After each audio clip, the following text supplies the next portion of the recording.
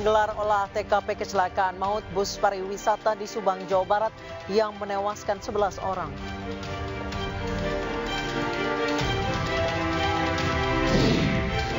Sembilan belas orang meninggal dunia akibat banjir bandang aliran lahar Gunung Merapi.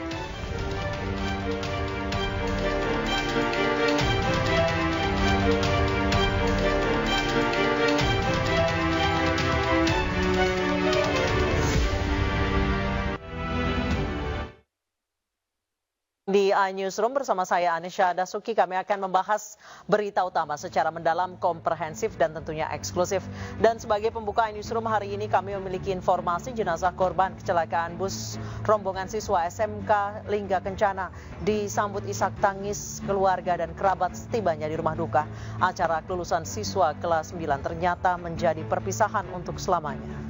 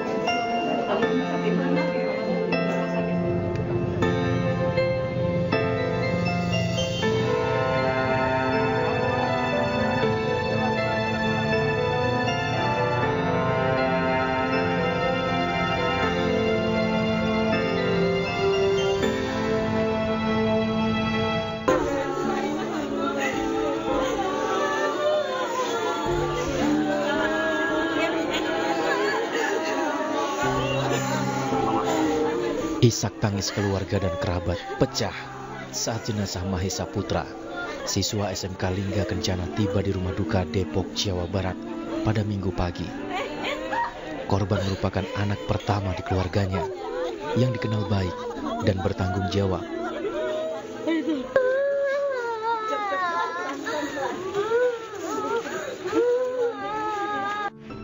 Beberapa hari sebelum kecelakaan, Mahesa berjanji kepada ibunya akan membahagiakan sang ibu dan adik-adiknya. Mahesa berencana akan kuliah sambil bekerja setelah lulus dari SMK Lingga Kencana. Namun, takdir berkata lain. Mahesa kini pergi untuk selama-lamanya, meninggalkan duka mendalam bagi keluarga. Sambil kuliah emang kata saya nanya emang mau kuliah. Iya Bu katanya, mau kuliah sambil kerja mau bagian ibu sama adik-adik. Saya bilang ya sama orang tua dukung ya, doakan aja gitu.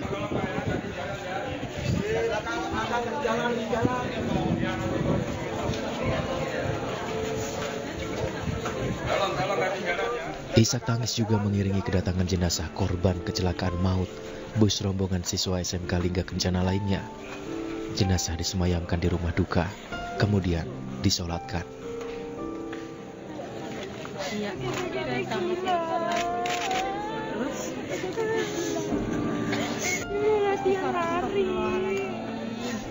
Keluarga, tetangga dan kerabat datang silih berganti mendoakan para korban. Mereka tak menyangka acara perpisahan itu menjadi tragedi mengenaskan yang merenggut 11 nyawa.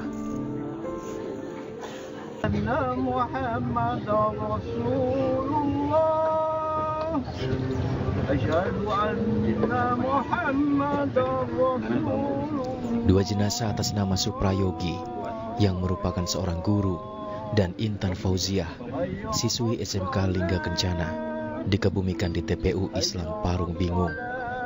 Para siswa mengenang Suprayogi sebagai guru yang baik, suka bercanda dan tidak pernah marah.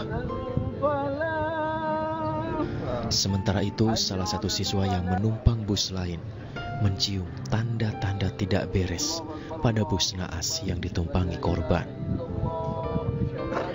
Sebenarnya dari awal juga bis yang ngalamin kecelakaan ini udah nggak bener Bang. Dari jalan aja dia selalu paling belakang. Engkleng supirnya ya? Ya pas di pemberhentian terakhir tuh kita makan sore sempat dibongkar. Terus pas jalan tetap paling belakang dia.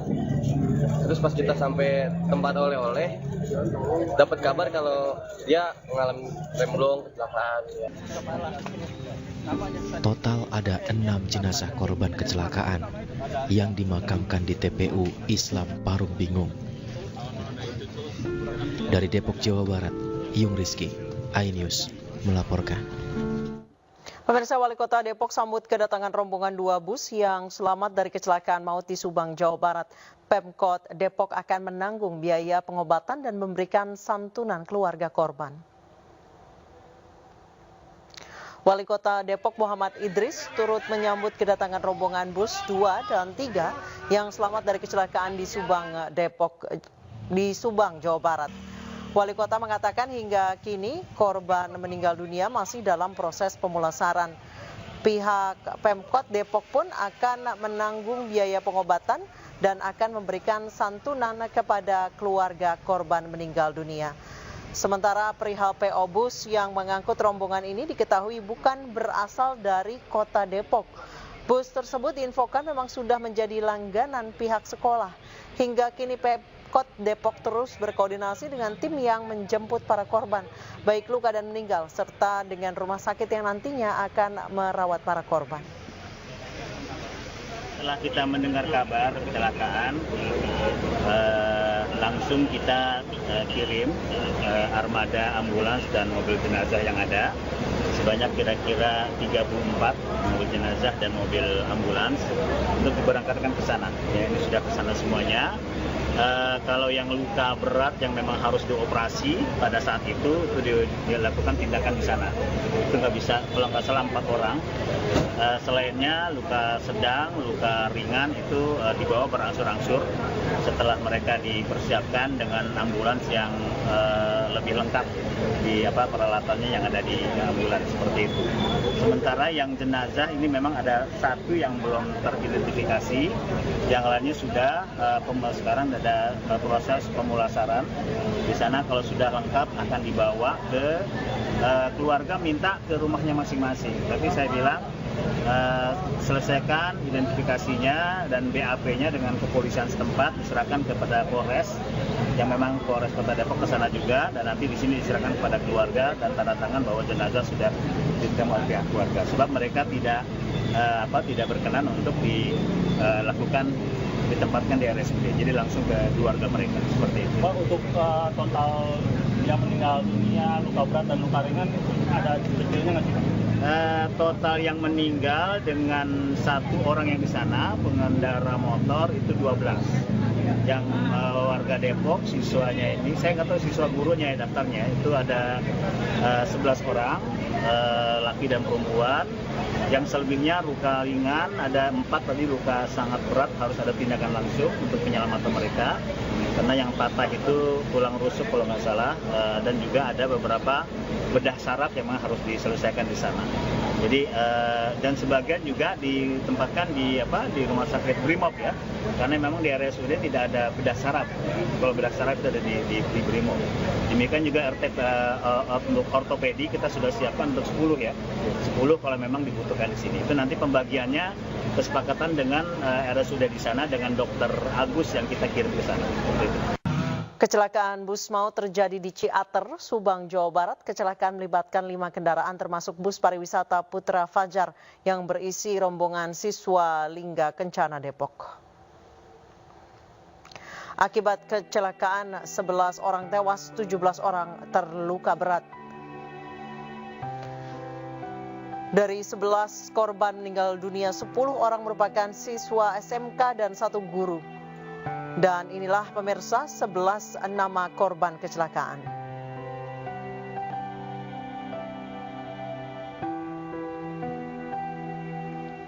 Bus rombongan pelajar SMK asal Depok mengalami kecelakaan maut di Jalan Raya Ciater, Subang, Jawa Barat. Bus Putra Fajar yang mengangkut rombongan pelajar SMK Lingga Kencana asal Depok terguling di turunan Jalan Raya Ciater, Subang, Jawa Barat. Menurut warga, kecelakaan diduga terjadi akibat rem bus dari arah Bandung menuju Subang tidak berfungsi. Akibatnya bus menabrak 3 sepeda motor dan 1 minibus serta menewaskan 11 orang.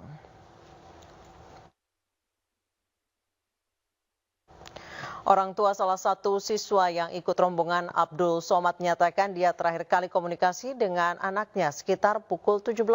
Abdul Somad belum mendapat kabar terkait kondisi anaknya saat ini. Kalau menurut ini sih, dia kan wali kelasnya namanya Pak Yogi. Pak Yogi itu di situ, di kecelakaan itu. Sudah ada komunikasi lanjutan Pak tentang kondisi di sana? Untuk sementara buat anak saya ini belum ada info yang jelas. Tapi kemarin berangkat kapan Pak? Berangkat itu kira-kira habis subuh lah. Jadi hari ini harusnya jadwal pulang ya Pak? Jadwal pulang. Itu dalam rangka apa sih Pak? Ya katanya mau wisuda. Perpisahan ya? Iya, tapi hati saya pada awal itu nggak merestui dia wisuda. Kesana kok jauh-jauh, begitu hati saya. Tapi ya itulah, saya juga nggak tahu yang namanya kecelakaan itu. Komunikasi terakhir sama? Saya komunikasi terakhir, saya WA, minta ada di mana. Saya masih di Lembang Pak, mau pulang gitu kira-kira jam 5-an lah tuh dia komunikasi terakhir. Baik, terima kasih Pak. Belum ada informasi dari sekolah. Sampai sekarang belum ada. Isak tangis keluarga menyambut kedatangan 2 bus pelajar yang selamat dari kecelakaan maut di Subang, Jawa Barat. Bahkan sejumlah orang tua siswa sebelumnya tidak menyetujui acara perpisahan sekolah digelar di luar kota Depok.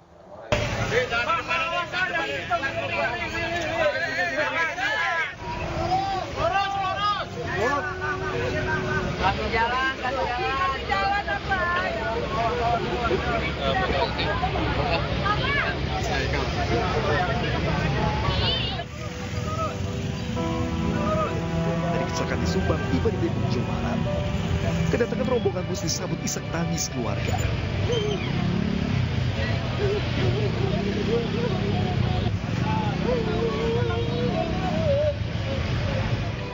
Bahkan sejak dini hari, keluarga sudah menanti buah hatinya. Para siswa yang selamat dalam kecelakaan maut tersebut pun langsung dibawa pulang ke rumah masing-masing.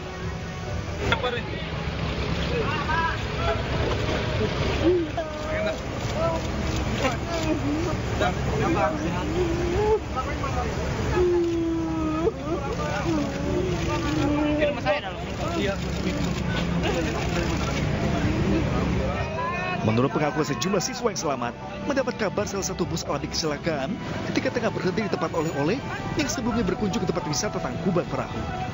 Tujuannya mau kemana itu?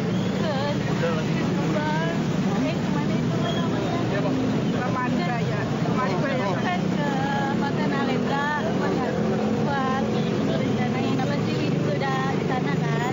Terus habis itu ya udah pas hari ini hari Sabtu kemarin mas sudah kita tuh ke Tampungan Perahu. Nah dari Tampungan Perahu itu lalu sampai sudah lagi gitu. Ya, yang kecelakaan di bus berapa? Itu di bus 1. Kamu adanya di bus berapa? Aku di bus 2. Setelah kejadian itu kamu turun dari bus? Nah, pada turun semua. Kan tadinya kan lagi nyari-nyari oleh-oleh ya. Nah, tak dapat kabar kalau ternyata bisa itu kecelakaan. Sementara itu, salah satu orang siswa yang selamat sempat protes kepada pihak sekolah lantaran tidak setuju dengan adanya kegiatan perpisahan yang dilakukan di luar kota. Kecewa karena waktu rapat tanggal 6 saya bilang sama kepala sekolahnya, nih saya nggak mau bohong. Saya bilang saya orang tua asuhnya Amiluddin. Karena ada 1 bulan yang lalu sekolah SMP Perjuangan kecelakaan di Bali. Saya minta tolong ya Pak, saya bilang tolong itu bus diperiksa ya atau enggak diservis yang benar. Saya nggak mau anak saya walaupun bukan anak kandung saya ya, saya udah anggap dia karena anak yatim, itu harus mobil itu diperiksa ya, diperiksa servisnya memuaskan. Saya ini guru, oke Bu tenang aja, katanya kami semua mobilnya kami bawa dengan baik. Ini saya rapat di YKS di situ ngomong dan benar ya Pak, bertanggung jawab jika ada apa-apa. Hingga kini, pihak sekolah masih menunggu kedatangan 11 jenazah yang menjadi korban dalam kecelakaan maut tersebut. Dari Depok, Jawa Barat, Ibu Rizky, iNews melaporkan.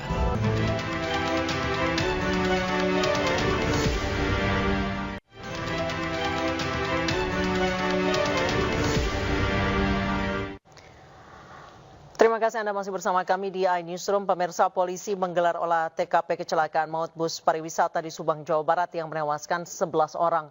Dari hasil olah TKP, polisi tidak menemukan adanya jejak rem dari bus tersebut.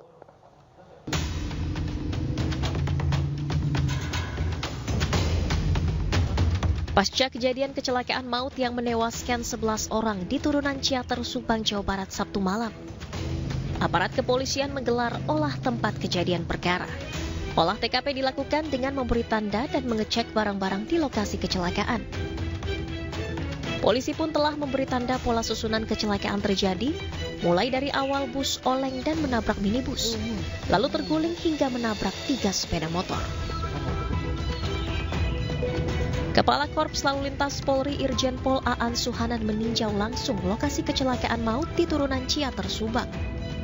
Dalam kasus kecelakaan ini, polisi telah memeriksa puluhan saksi dan mengantongi data awal bahwa bus mengalami remblong. Polisi juga tidak menemukan adanya jejak rem dari bus pariwisata tersebut. Pihaknya akan menyelidiki apakah rem tidak berfungsi ataukah sang sopir panik. Tidak ada jejak rem dari bis tersebut, ya. Yang ada itu bekas ban, ya, ban satu bagian, diduga itu ban kanan badan miring, itu ada beberapa meter di situ, kemudian sampai titik terakhir di depan sana menabrak tiang listrik. Ini tidak ada jejak rem sama sekali. Artinya ini perlu kita selidiki, ya, kenapa tidak ada jejak rem, apakah remnya tidak berfungsi atau pengemudi panik dan sebagainya. Ini perlu kita selidiki. Sementara itu, sang sopir bus Sadira mengaku sebelum musibah terjadi, ia merasakan adanya persoalan pada rem angin. Ia pun mengaku sempat memperbaiki kondisi rem bersama seorang mekanik saat istirahat makan sore di rumah makan. Namun karena kondisi rem dinyatakan bagus oleh mekanik, ia kembali melanjutkan perjalanan. Iya, pada saat, waduh, ini rem kok tinggal merah gitu. Ya ini saya mau masuk gigi itu kan susah. Kalau sudah ada angin habis, itu masuk gigi pun susah. Saya udah mulai pertama ngerem aja, saya udah mulai mencari penyelamat gitu, jalur yang buat jurang itu yang suka nanjak tuh, sudah mulai mencari tapi tidak ada dari situ, ya terpaksa lah saya terusin. Mau ngerem pun udah gak bisa ngerem, rem sampai kaki meleset ke atas tuh udah gak bisa ngerem lagi. Dalam kasus kecelakaan maut ini, polisi menyebut jika tersangka bisa lebih dari 1 orang. Apabila terbukti ada faktor kelalaian lain selain dari sopir bus, seperti operator bus pariwisata ini. Tim Liputan iNews melaporkan. Komite Nasional Keselamatan Transportasi KNKT soroti sistem pengereman dari bus PO Putra Fajar yang mengalami kecelakaan di Jalan Raya Ciater, Subang, Jawa Barat. Dalam inspeksi didapati adanya perubahan spesifikasi dari bus biasa menjadi bus high-deck.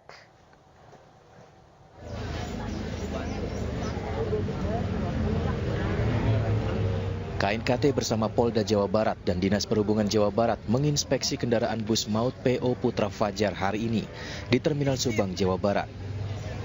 Dalam inspeksi ini, KNKT fokus terhadap sistem pengereman dari bus yang diduga bermasalah. Selain itu, adanya perubahan spesifikasi dari bus biasa menjadi bus high-deck juga disoroti oleh KNKT. Apalagi rangka bus sama sekali tidak melindungi penumpang saat terguling. Padahal seharusnya ada deformasi ruang keselamatan yang tidak gampang membuat bus penyok dan hancur. KNKT heran, jumlah korban sangat banyak dari peristiwa kecelakaan. Sistem pengereman dan kendali aja Pak yang diperiksa? Ya, nantinya akan lebih fokus kepada itu dan juga masalah kenapa terjadi banyak korban. Oke. Salah satunya sabuk pengaman terpasang apa tidak. Oke. Nah, terus perubahan-perubahan ini pengaruhnya terhadap stabilitas seperti apa.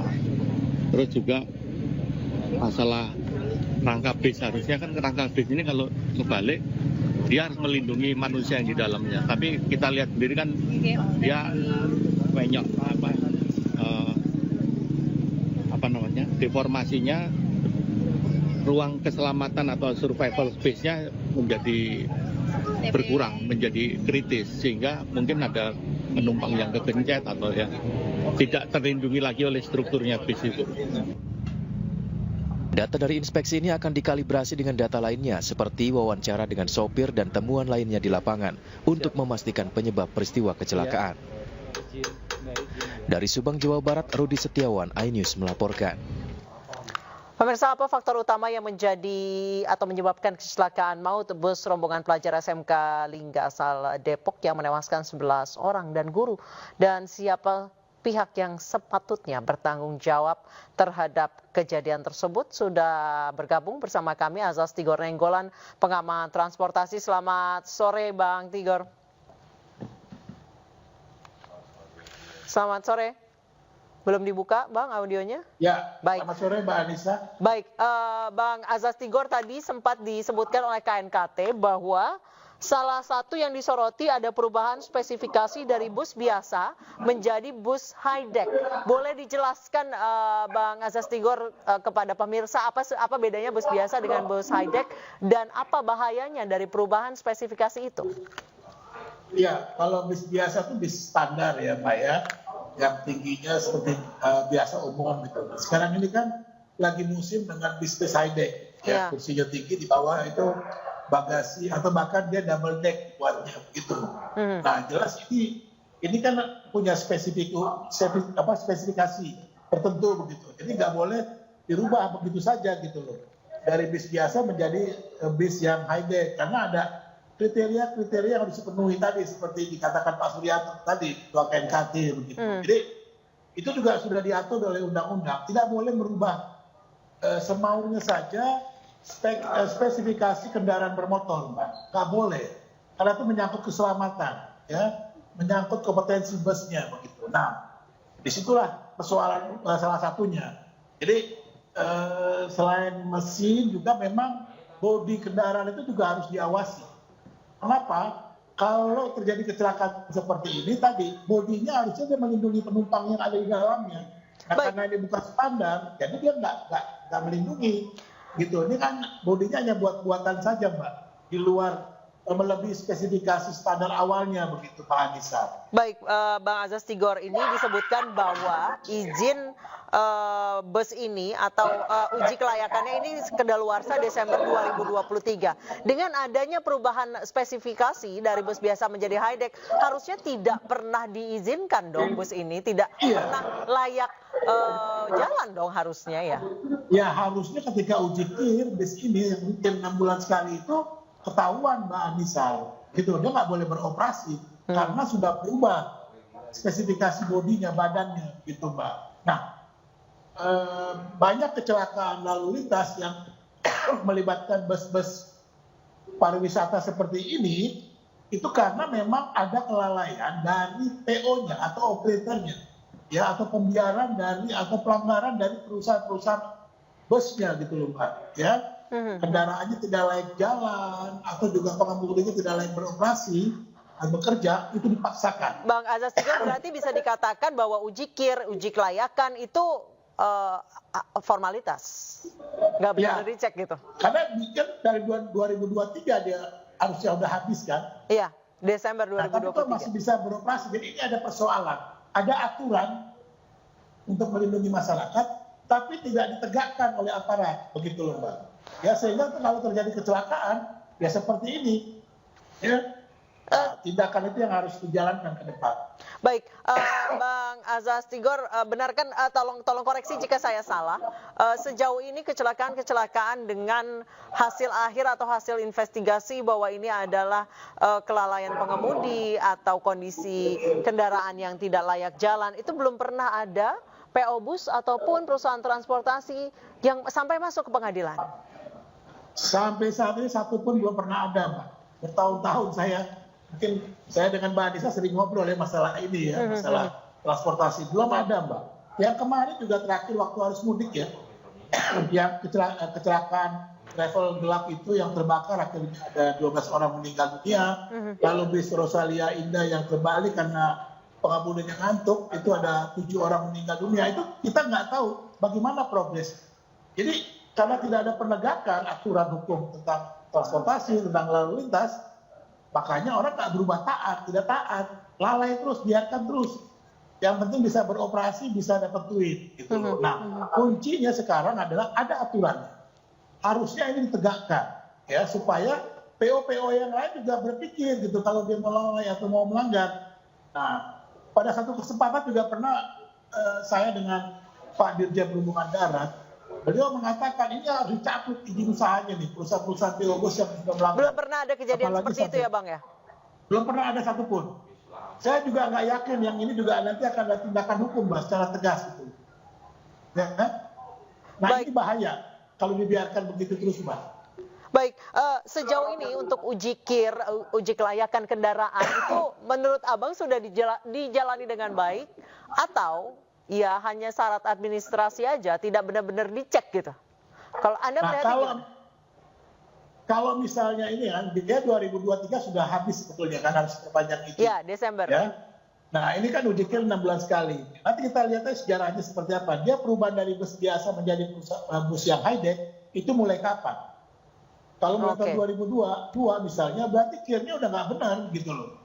Harusnya kan dia tertera tuh dalam buku kirnya. Ini bis biasa.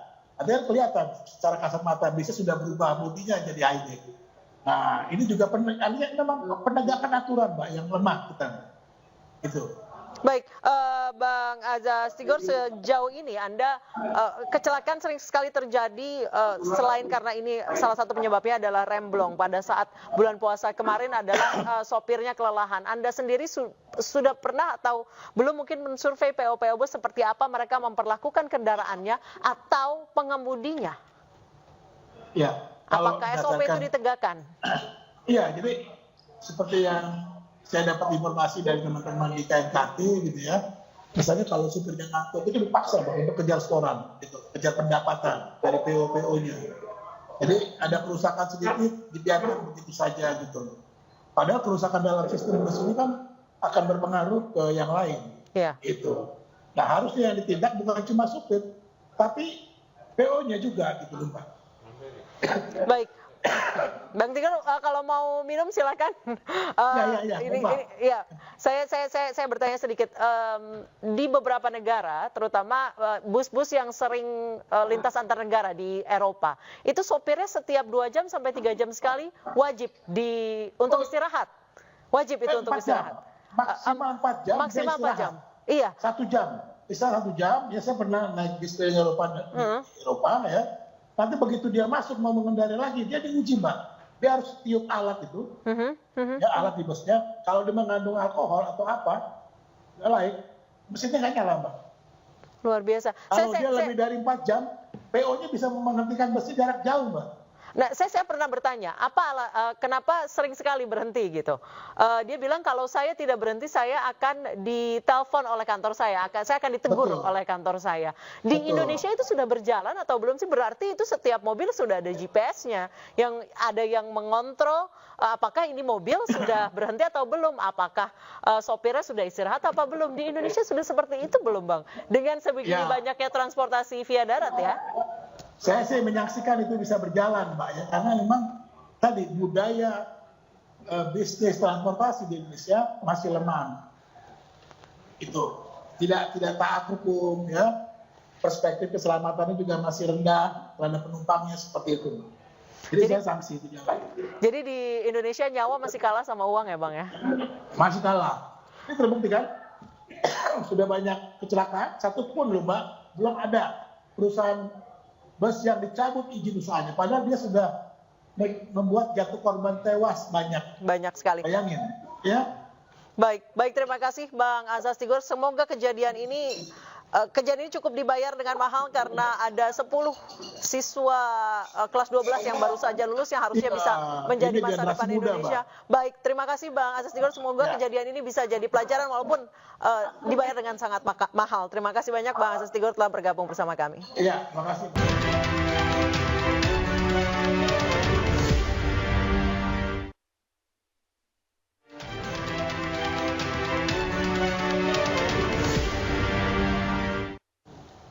Pemirsa, 3 orang ditemukan meninggal dunia dan 4 orang lainnya hilang akibat banjir bandang di Kabupaten Tanah Datar, Sumatera Barat. Petugas gabungan terus berjibaku mencari korban yang diduga tertimbun puing-puing bangunan.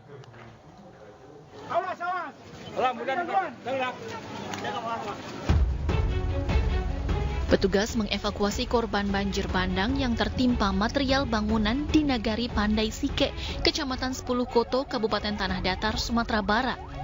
Hingga Minggu siang, 3 orang ditemukan meninggal dunia dan 4 lainnya hilang akibat banjir bandang. Petugas gabungan kini terus berjibaku mencari korban hilang sambil membersihkan puing-puing bangunan, pepohonan yang runtuh, dan lumpur yang menumpuk. Selain merendam ratusan rumah warga, banjir juga merusak belasan jembatan dan memutus akses jalan. Jadi sampai sekarang kita masih melaksanakan pencarian korban. Total ada berapa semua Pak? Oh, kalau korban jiwa laporan sementara itu ada 7 orang. 7 orang? Iya. Yang sudah ditemukan Pak? Yang sudah ditemukan 3 orang. 3 orang ya Pak? Tinggal 4 orang lagi. Banjir bandang terjadi Sabtu malam saat mayoritas warga sedang beristirahat dan tertidur pulas. Banjir disebabkan hujan deras yang mengguyur kawasan ini sehingga hulu sungai di puncak Gunung Marapi meluap. Dari Tanah Datar, Sumatera Barat, Agung Sulistyo, iNews melaporkan. Sementara itu banjir bandang masih mengepung sejumlah daerah di Sulawesi Selatan sejak sepekan lalu. Banjir dipicu hujan lebat yang membuat sungai dan danau meluap.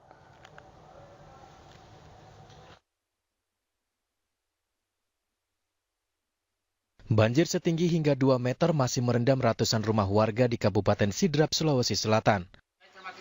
Banyak warga mulai mengungsi karena khawatir dengan ketinggian air yang terus bertambah. Banjir sudah terjadi sejak sepekan lalu akibat hujan deras yang membuat Danau Sidenreng meluap. Akibat banjir, aktivitas warga terganggu dan akses jalan terputus. Warga juga mengalami krisis air bersih. Ada 2,5 meter di situ Pak, di Yarusalo. Lebih tinggi air di situ daripada di sini Pak. Oh, Pak, kabarnya sudah ada beberapa warga yang tinggalkan rumahnya. Kenapa Pak? Takut naik air atau gimana? Takut karena ketinggian air Pak. Banjir juga masih mengepung 4 kecamatan di Kabupaten Wajo, Sulawesi Selatan. Banjir melumpuhkan aktivitas warga. Siswa dan para guru pun harus menggunakan perahu untuk pergi ke sekolah. Meski diterjang banjir, sekolah tetap beroperasi dan tak menyurutkan semangat siswa untuk menuntut ilmu. Adapun banjir bandang telah melanda kawasan ini sejak Jumat pekan lalu. Akibat banjir, 1 orang meninggal dunia. Banjir dipicu hujan lebat yang diperparah dengan banyaknya lahan gundul akibat penebangan pohon. Dari Sidrap dan Wajo, Sulawesi Selatan, Erwin Eka Pratama, Amnar Sengkang, iNews melaporkan.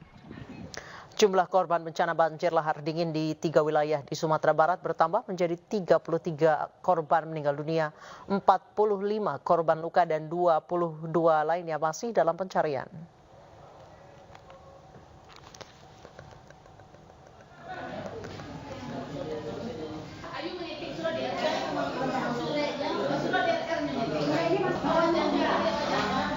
Korban akibat bencana banjir lahar dingin dan tanah longsor di wilayah Kabupaten Tanah Datar, Kabupaten Agam, dan Kota Padang Panjang, Sumatera Barat terus bertambah. Berdasarkan data terbaru hingga Minggu sore di 3 lokasi tersebut, terdapat 33 korban meninggal dunia, 45 korban luka, dan 15 orang lainnya dinyatakan hilang. Hingga kini petugas gabungan masih melanjutkan proses pencarian dan evakuasi. Polda Sumatera Barat mengerahkan sebanyak 900 personilnya.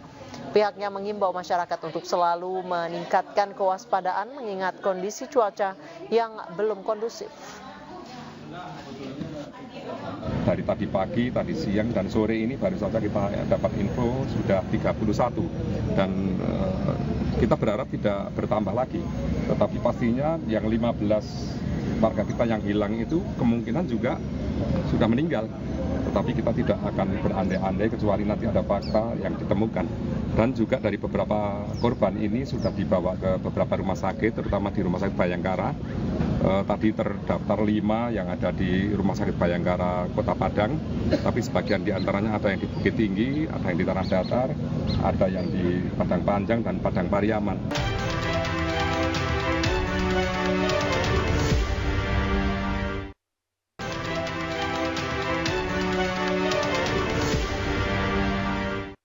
Pemirsa, embarkasi Jakarta Pondok Gede tahun ini akan memberangkatkan calon jemaah haji dari wilayah Jakarta, Banten, dan Lampung. Ribuan calon jemaah haji diberangkatkan ke Madinah dan Jeddah besok melalui Bandara Internasional Soekarno-Hatta.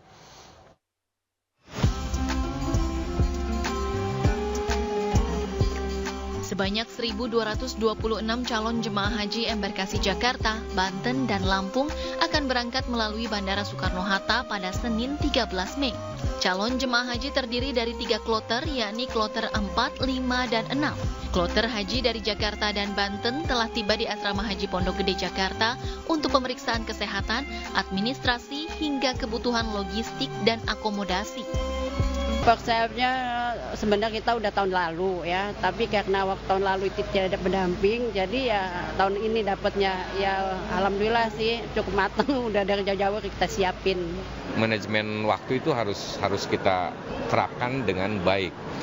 Nah, untuk evaluasi di lainnya semacam pemeriksaan jemaah haji, pemeriksaan lanjutan kesehatan itu sudah alhamdulillah karena kami melakukan inovasi-inovasi, diantaranya melakukan inovasi fast track untuk lansia untuk mempercepat pemeriksaan. Karena tagline tahun ini pun itu kan masih ramah lansia, sehingga penanganan pelayanan terhadap jemaah. Calon jemaah haji diimbau menjaga kesehatan, terutama mengonsumsi air secara teratur untuk menjaga kondisi tubuh. Selain itu, petugas kesehatan juga mengingatkan agar mematuhi peraturan dan saling menolong. Dari Jakarta, Galuh Pandu, Tri Julianti, Yudi Richard, iNews melaporkan. Pemirsa, kloter pertama jemaah haji Indonesia telah tiba di Madinah, Arab Saudi. 393 jemaah langsung menuju ke hotel untuk beristirahat sebelum beribadah di Masjid Nabawi. Berikut laporan Suhud Nurfadli dari Madinah, Arab Saudi. Pemirsa, saat ini saya sedang berada di depan Hotel Abrastaba, tempat penginapan atau pemondokan gelombang pertama kloter 1 dari Asrama Haji Embarkasi Pondok Gede Jakarta, di mana dapat kita saksikan bersama di belakang saya ini sedang dilakukan bongkar muat barang bawaan jemaah haji kloter 1 dari Embarkasi Asrama Haji Pondok Gede Jakarta. Tadi sejumlah 300 393 jamaah kloter 1 secara bertahap sudah memasuki hotel dengan lansia berjumlah 79 orang. Selanjutnya untuk para jemaah lansia akan mendapatkan kamar di lantai dasar sehingga itu akan memudahkan bagi jemaah untuk beraktivitas atau beribadah ke Masjid Nabawi, pemirsa. Istimewanya pemirsa, hotel ini hanya berjarak sekira 150 meter saja dari Masjid Nabawi. Jadi jamaah haji Indonesia bisa dengan cukup leluasa jika ingin beribadah ke Masjid Nabawi tanpa harus menempuh perjalanan yang jauh dan berliku. Di hotel ini jamaah haji Indonesia juga akan mendapatkan beragam fasilitas seperti penyambutan oleh masyarakat dengan taburan bunga, musik tradisional Arab, serta ada kopi Arab dan juga kurma serta camilan Arab lainnya. Setelah memasuki hotel, jamaah selanjutnya akan beristirahat dengan pembagian kamar yang dilakukan oleh ketua kloter masing-masing, dan selanjutnya jamaah haji bisa beristirahat sebelum nantinya beraktivitas melakukan ibadah di Masjid Nabawi. Dari Madinah, Arab Saudi, Sunur Fadli, iNews melaporkan.